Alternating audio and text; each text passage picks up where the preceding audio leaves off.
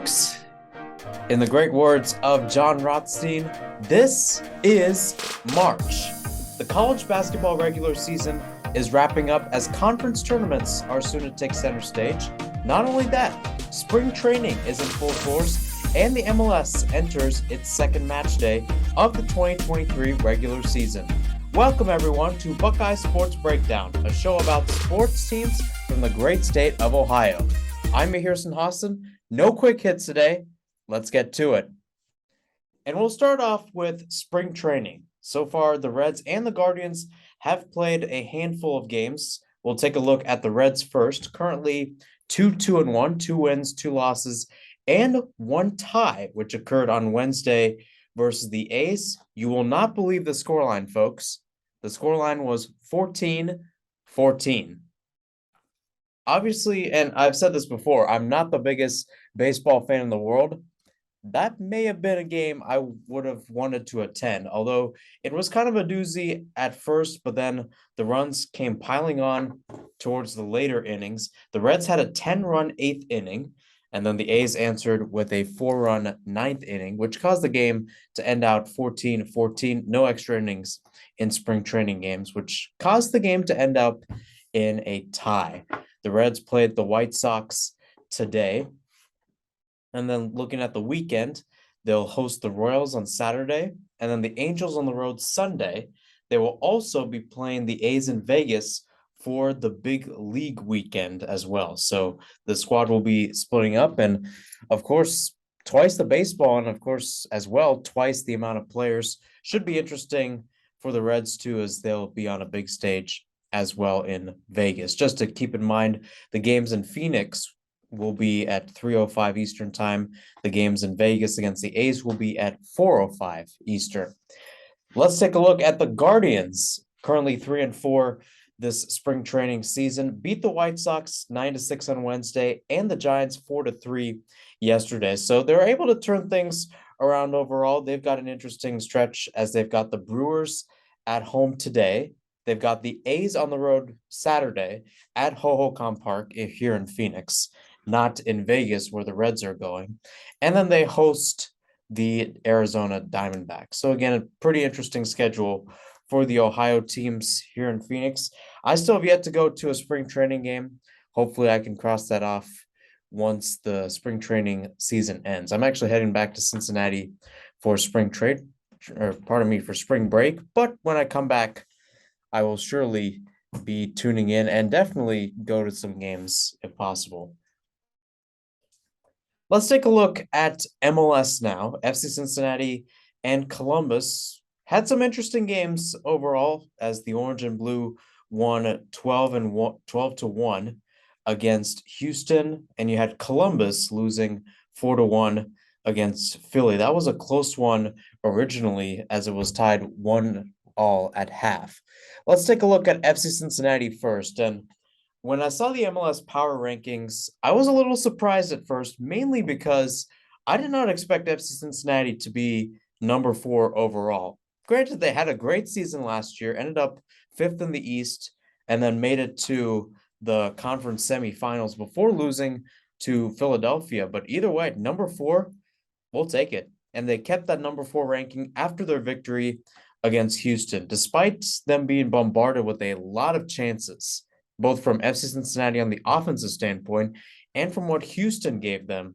I have to give credit to that back line for showing up on both sides, right? Alvaro Barreal making his presence known, picking up assists. Same goes for Santiago Arias as well, made his FC Cincinnati debut at right back. Of course, the Orange and Blue kind of swapped out Alvis Powell and Ray Gaddis in that situation last year. You have Arias, a guy who is a little bit younger than both of those guys at, I believe, around 30 years old. Don't quote me on that, but overall, still pretty good. And he showed it there. FC Cincinnati has Orlando on Saturday, and Orlando, too, coming fresh off a win as well against the New York Red Bulls. And I was talking about the power rankings earlier, FC Cincinnati at number 4. If you're wondering, you have Philadelphia at number 1, LAFC at 2, and Seattle at 3. Taking a look at Orlando, it was an interesting ride for them on Saturday in the sense that they did not have many chances, and their first shot only came in the second half in that regards. The Red Bulls really attacked them, and I think less than that, I think Orlando let the Red Bulls sit back and keep the pace going, especially with a lot of their midfielders out there with the Christian Cáceres, Frankie Amaya, and Lewis Morgan. And that midfield really brought it to Orlando. And you have to give credit to Pedro Galese, who came up big in a lot of crucial moments that caused Orlando to get the clean sheet in the end. If you're wondering how the Lions got that goal, it came off a penalty kick. Now, the penalty, believe it or not, was caused by a handball off a corner kick. Of course, handballs do not seem to be FC Cincinnati's problem, but corner kicks did in the game on Saturday. A lot of corners going Houston's way, and more specifically, the one goal Houston got came off a corner kick. So simply put, make sure you mark, especially in the box. And I think that was the one concern for Cincinnati, other than just taking care of your chances. That could have easily been a 3-1, 4-1 victory over Houston on Saturday. But to my point, simply don't mess up. Don't mess up near your own box. Now let's take a look at Columbus. As I mentioned, lost 4-1 to Philly, and they were in a close battle. I like to quote armchair analyst Matt Doyle for the MLS. And when he was giving his power rankings, he put Columbus at 13. And he was recapping the game saying, quote, "Do you see where they messed up? That's right. They, as in Columbus Crew, scored on the Union." And after that, I think Philadelphia became a monster that was awoken, and awoken badly in that game, as Philly just got the ball back, that too in opposing field, and Columbus's defense was just left flat-footed. Really good passing, really good direction of the ball. Not really golazos on the point of shooting it from outside of the box, but 2 penalty kicks for Philadelphia, and some of them were controversial. Don't get me wrong. Some of them just grazed his hand. In my opinion, contrary to Danny Higginbotham, who was the color guy for that game for Apple TV, I actually think they were fair penalties, in my opinion. 2 of them caused the one to go in the back of the net. And interestingly enough, it was Gazdag, who, coming off a 22-goal season last year, got the brace. And then Julian Carranza got a brace as well to make it 4-1. Looking for Columbus, interesting midfield against DC United, a mixture in some experienced guys, some guys from the Premier League, Matthias Klick and Christian Benteke, to name a few. And then you got some of the younger guys, including Cudi Pietro, who also had an interesting game, an assist that led to the Benteke's equalizer, and then the game-winning goal against Toronto FC on Saturday. It's a much different DC side. I'll tell you that Klick and Benteke, those 2 signings have, I think, just ramped up that team. Because it seems like when you're playing a team like Toronto that has the likes of Lorenzo Insigne and Fernando Bernardeschi, that's going Toronto's way. And that was what we saw at the end of last year. Not necessarily the case, as this DC United team has really showed out.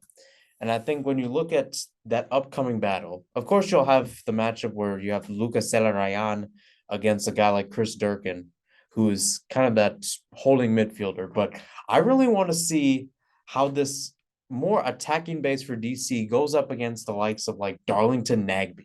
And that too, a Darlington Nagbe who can attack up the pitch, and a Darlington Nagbe who has scored a MLS goal of the week and an MLS goal of the year candidate type goal against DC United, as we saw last year and a couple years ago. I mean, he has a pretty interesting history. Don't quote me on when the goal was, but nonetheless, check it out. Just look up Darlington Nagbe, DC United, and you should be able to find it. It's a really good goal.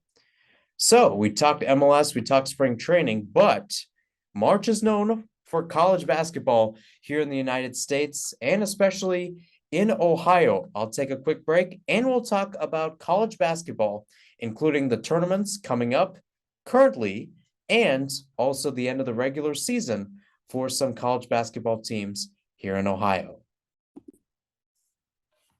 Welcome back to Buckeye Sports Breakdown. I'm Mahirson Hassan. Thanks for tuning in. And I talked about MLS, I talked about spring training. Let's talk about college basketball now, all right? We're about almost 2 weeks away from March Madness coming back up, and slowly but surely, the conference championships are starting to roll right in as the regular season comes to an end. With that, let's take a look at the two tournaments. We'll start off with the one going on right now in the Horizon League. Now, the Horizon League has already completed their first round of the tournament and fared pretty well for Ohio teams overall, as Cleveland State beat Robert Morris and Youngstown State beat Detroit Mercy. The only Ohio team going out was Wright State to Milwaukee. Of course, it was going to be a tough upset for Wright State either way, as they were number 7. Milwaukee was number 2. But there's still a lot of opportunities for Milwaukee to be upset, including on Monday when they play Cleveland State at Farmers Coliseum in Indianapolis. The other semifinal will be Youngstown State against Northern Kentucky, also pulling off a close one against Oakland, which happened yesterday. Again, pretty interesting overall. And as my title says, Buckeye Sports Breakdown, let's go support the grand old state of Ohio. And it's great to see in a conference like Horizon that you're having a lot of these different squads still showing up, and especially showing up out of support. You look at Cleveland State, and although they may be a 3 seed going into their game against Milwaukee, that does not speak to how they've played this year. 14-6 in a 3-way tie for second with Milwaukee, along with Northern Kentucky. They were beat out, though, by their overall record. And you look at how Cleveland has fared against some of these teams, it turns out pretty well. Now, their last regular season game was at Milwaukee. They ended up losing by 9. And then they played back on January 5th in Cleveland, and then they lost by 4. So Cleveland State will need to turn the tide if they are to pull the upset, quote unquote upset, and face either Northern Kentucky or Youngstown State in the final. And this is where it gets interesting too, and maybe a chance if there is an all Ohio final in the Horizon League. You look at Northern Kentucky, I mean, there's going to be a lot of coverage in Cincinnati about that over this next week, at least leading up until Monday, as Northern Kentucky's in the Cincinnati area, wrong side of the Ohio greater Cincinnati area, but still close to Cincinnati. And you have Youngstown State from Ohio, the number 1 seed, again trying to show their dominance against Northern Kentucky. They won by 18 back on February 4th. This was that too in Youngstown. I'm trying to see if they played earlier in the year, and yes, they did in Northern Kentucky. That one was won by 4 points by Northern Kentucky. So they split the series in the regular season on a neutral site in Indianapolis. I think Youngstown State had a little bit of a rough tussle against Detroit Mercy. And I was thinking about this because Nicholas Hodel, who essentially is a college basketball guru here at Arizona State, co-hosts a show called College Basketball Bonanza, which is pretty popular. But nonetheless, he said this was going to be interesting as well, albeit being an 8-versus-1 type matchup overall. And boy, was it close. Youngstown State just winning by 5 points overall. And Antoine Davis, the star player for Detroit Mercy, racking up 22 points in that game. So again, Youngstown State facing a Northern Kentucky side that, again, has gotten their number once, but at the same time, back in Youngstown didn't. It's going to be a 50-50 type game as well. So that being said, let me give my predictions. We'll start off with the first semifinal. That will be at 7 p.m. Eastern. Northern Kentucky against Youngstown State on Monday. Give me the Penguins to win that one. I think they'll assert their dominance. They got the riskiness and the rough tussle of the tournament out of the way. I think they'll do a pretty good job. They'll be on to the final. And then Cleveland State against Milwaukee. Again, Cleveland State has been a little shaky here and there. And I think Milwaukee, again, it's it's something overall when you have two matchups against a team and that too you lose those matchups and one of them by a handily amount. I think Milwaukee wins it. So give me the 2 against the 1 in the final. Milwaukee against Youngstown State. And I think the Penguins are heading back to the big dance. They will be your Horizon League champions, according to myself, as it will be crowned on Tuesday. Another big development in the mid-majors of Ohio, the MAC has now completed their regular season. Excuse me. Of course, there was a top 3 battle between Toledo, Kent State, and Akron in terms of who would get the first seed. And it turns out Toledo is going to get the first seed, 16-2 overall in the conference. Kent State goes 15-3. Akron goes 13-5. Now, going into today, and this was the reason why I'm filming this on Friday night and not Friday afternoon, is because Akron and Kent State were playing to decide seedings for 2 and 3. Kent State ended up pulling that one out in overtime.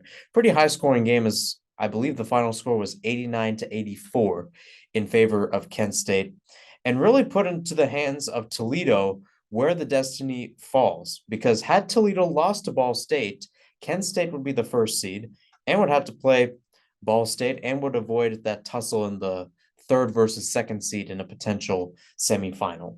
Either way, doesn't really matter.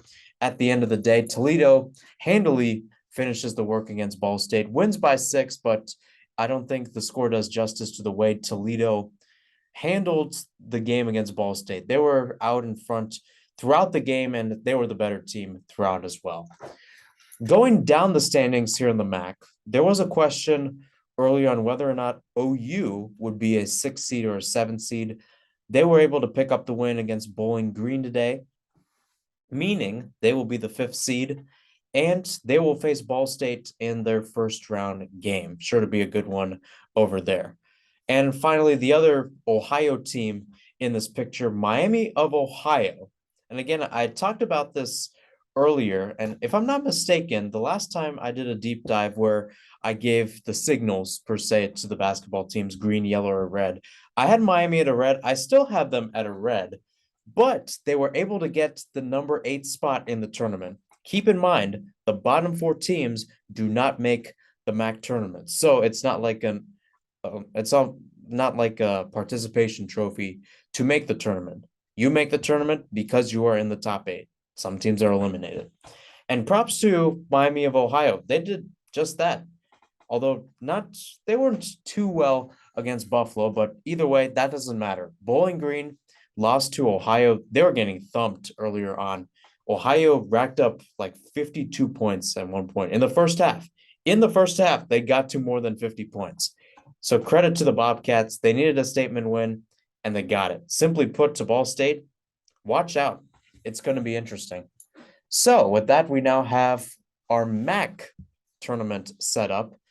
First round games will be Miami of Ohio against Toledo, NIU against Kent State, Buffalo against Akron, and then Ohio against Ball State. Start off with the 8 versus 1 matchup first. Miami of Ohio against Toledo. They met up at Miami of Ohio at Millette earlier this year. Toledo barely won that, only by 3. That's definitely not going to be the case in that first round. Give me Toledo to win that.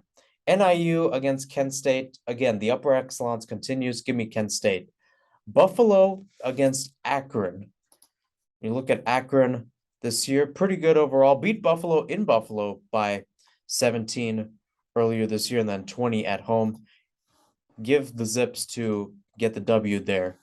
You look at Ohio's against Ball State. Again, as I mentioned earlier, there could be some discrepancy as to say, well, Ohio played pretty well.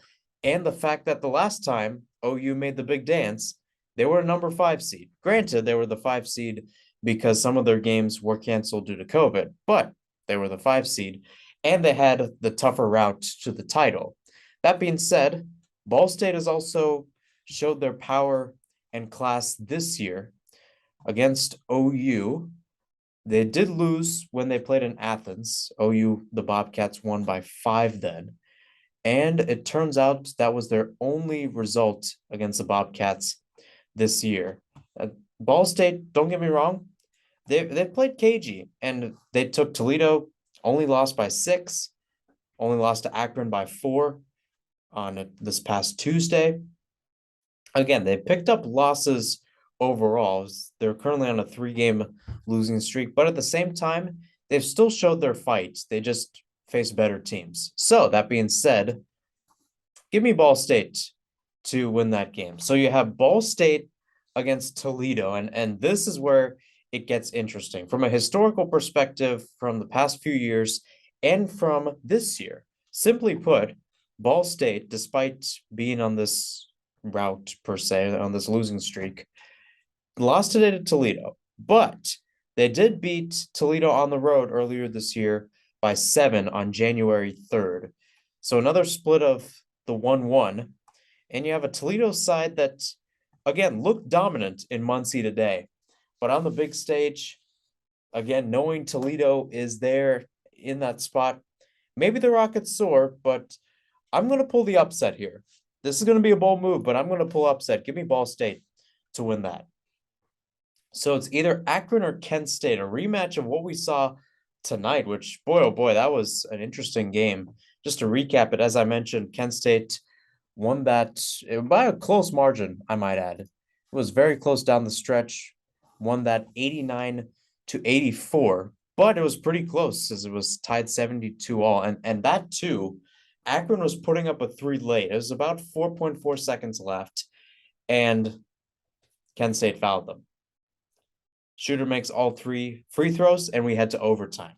Very interesting game from the get-go, from a very tight rivalry, both from a historical perspective and geographical too, as those two universities are only 13 miles away from each other. So either way, congrats to Kent State. They've got the 2nd seed overall. Unfortunately, did not get the regular season championship because Toledo was able to beat Ball State, but nonetheless, a pretty good showing for them. And again, a rematch against Akron. And overall, again, give me Kent State. Give me Kent State. The Golden Flashes look really good, and they look like an offensive squad overall for sure. So here's my final. Ball State against Kent State. And when you look at those two playing each other, they have had some interesting battles over time. When you look at the Golden Flashes, they did play in Muncie on the February 21st. Ball State won that 82-70. And I believe that was the second matchup of this year. First matchup was at Kent State, and the Golden Flashes won 86-65. On a neutral field, Farmers Coliseum tournament, or pardon me, not Farmers Coliseum. It's going to be at the Cavs Stadium in Cleveland. Give me the Golden Flashes. I think they're going to be representing Ohio and the MAC in March Madness this year. So we talked about the conferences, and now we'll deal into specific teams. That is being Xavier, Ohio State, Cincinnati, and Dayton. So you got Xavier. They host Butler tomorrow at 7 o'clock. Butler currently 3rd from last in that conference. And the Muskies currently are the 2nd seed. Marquette has already been announced as the regular season champs. However, Xavier is only 1 game ahead of Providence and Creighton. Now, Creighton cannot get the 2nd seed because of their overall record, but Providence has a chance to do so. Xavier is currently 22-8 on the year. Providence is 21-9 on the year, and the Friars will be playing the Pirates of Seton Hall tomorrow at 10 a.m. That is 10 a.m. Mountain Time, 12 p.m. Eastern. So by the time that game tips off at the Cintas Center, we should know Xavier's destiny overall, but either way, against the Butler side, albeit losing to them by 2 points earlier on in the season. If I'm not mistaken, that was 3 weeks ago, exactly 3 weeks ago, where they lost in Indianapolis. I think the Muskies turned it around, especially coming off a huge victory at Providence, where they won 94-89. Yes, you heard me right. That is an NCAA score, not an NBA score. But give me the Muskies. They should get the second seed there. Ohio State, their final game of the regular season will be this Sunday, or pardon me, it will actually be tomorrow against Michigan State, 12 p.m. Eastern. Spartans are currently 8th in the Big Ten. Ohio State, second to last. And as I've said throughout the season, not too good. And regardless of whatever happens, they will be playing on Wednesday. And regardless of what happens, period, they will be the 13th seed. They'll be playing either Nebraska, Wisconsin, potentially.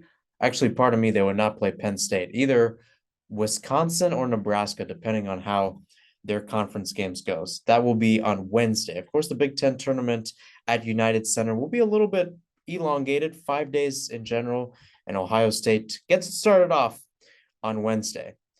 UC, this was interesting earlier in the day, mainly because of the standings, and it still remains the case going into their game on Sunday against SMU. The Mustangs have not been good this year, second to last in the AAC. The Bearcats on the other side, pretty good overall, as they're currently 4th. Currently, their first game would be on that Friday at Dickies Arena in Fort Worth. I say it was important earlier in the day, mainly because Tulane played against Eastern Carolina. Currently, after the result, Tulane has a decent advantage. That is, when I talk about decent advantage, the Green Wave is up by a game against UC. And I mainly say this because had they lost, then we would talk about UC being the number 3 seed. Mainly, the reason why I talk about this idea of being 4 or 3 and possibly the ideal of this being your season is because Houston, a team that has been overall number 1 seed throughout the season and will probably be the number 1 seed going into this tournament, is number 1 in the AAC, and will be number 1 in the tournament. Meaning, if you can avoid a semifinal clash with them, that would be awesome. That would be golden for UC. So they got a big game as well. Temple is right behind them, and they'll actually be heading to New Orleans to play Tulane in an interesting battle. That one will also be on a Sunday, and if I'm not mistaken, that will be at the same time too, 2 o'clock Eastern on Sunday. So we will decide the rankings there. So there is a chance that if Tulane loses, that UC, would they win, would get that 3rd seed. You look at it, even though Temple would also be 11-7 on the conference, much like Tulane and Cincinnati in this given situation, their record would only be 17-14. The Bearcats would be 20-1, and the Green Wave would be 18-11. So with that being said, UC would end up getting the 3rd seed, and presumably, barring they don't get upset in their first game, they would face Memphis for the semifinal, and then it would put them up with a final against Houston. I also say this for another reason, and I don't think the Bearcats will get in as an at-large bid. Currently, the committee has Memphis in, but granted, Memphis is 13-4 in conference, 23-7 overall. That is 3 to 4 less losses than the Motley Crew, as in Tulane and Cincinnati. So I don't think the Bearcats will get in as an at-large. They're heading to the big dance. They've got to win, simply put. Last but not least, Dayton, who also faced some interesting implications today, and this was more direct, as they played at St. Louis and fell to the Billikens 65-61. It was a close game down the stretch, but Dayton could not get the baskets when it counted the most. So with a win tonight, the number 2 seed would have been locked in. With a loss, now it becomes interesting because St. Louis has now leapfrogged Dayton for the 2nd seed, leaving the Flyers in 3rd.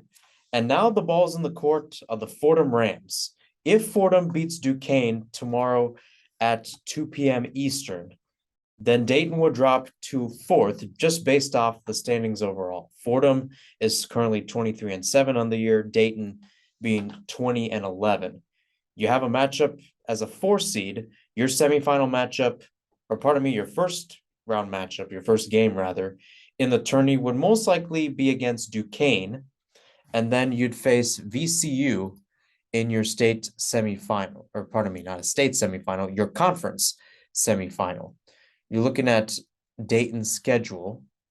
Did play Duquesne earlier this year, beat them by 12 at UD Arena. That was back in December. VCU, both of them pretty interesting contests. Lost to the Rams by 1 on January 13th, and then beat them on the road by 4 on February 7th. So overall, the Flyers have done a pretty decent job.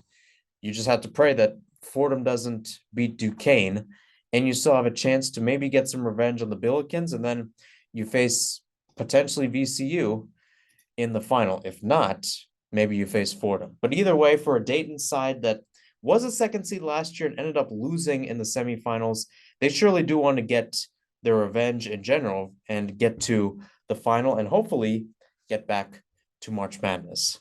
So again, this is March. This is what March is all about. Great teams, great competition, and a lot of great action. Thank you everyone for tuning in to Buckeye Sports Breakdown. I'm Mahirson Hassan. Next week, we're talking conference tournaments, as well as more spring training and MLS. Have a great night, and I'll see you next week.